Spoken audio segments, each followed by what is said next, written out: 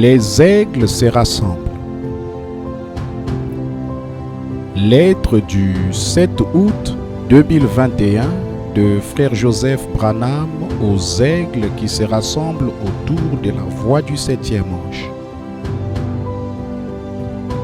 Chère épouse de la volonté parfaite, ô cher Dieu, nous ne voulons pas ta volonté permissive, Père. Puissions-nous marcher dans ta volonté parfaite.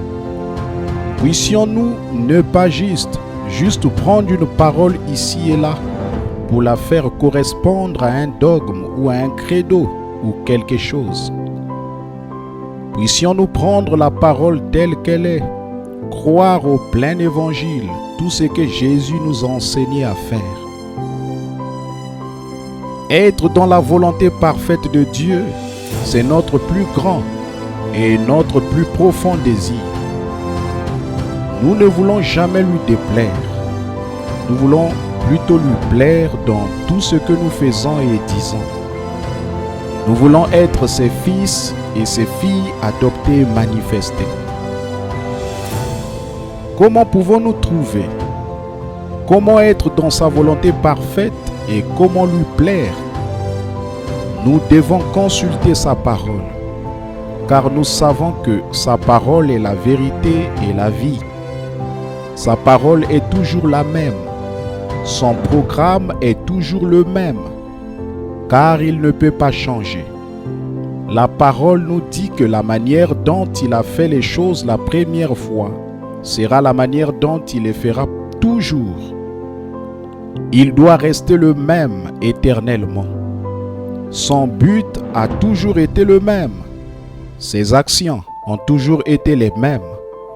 La manière dont il conduit les choses, la manière dont il guérit les gens, la manière dont il conduit son peuple, il demeurera toujours le même. La Bible nous dit que dans sa parole humiliable, que la parole du Seigneur ne vient qu'à ses prophètes.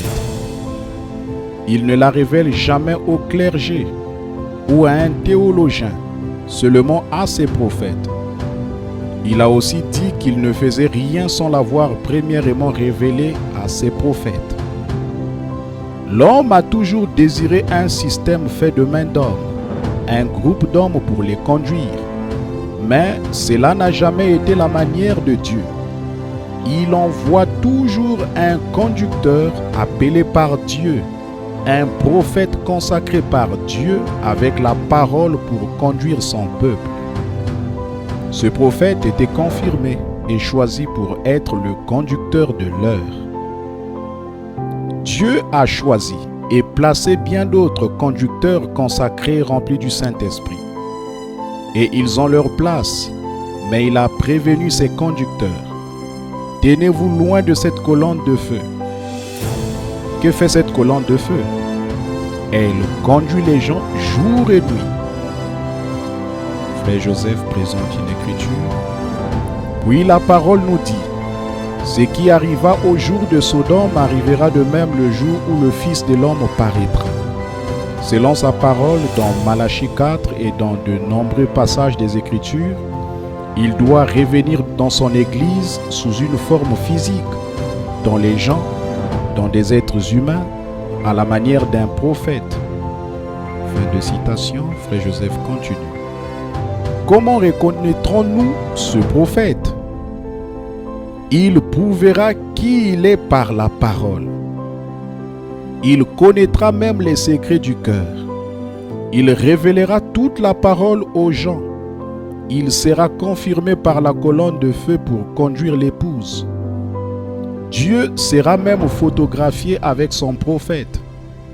Certains seront comme Jean sur l'île de Patmos et essaieront de l'adorer, mais il dira, « Garde-toi de le faire, je suis ton compagnon de service. » L'un des prophètes adore Dieu.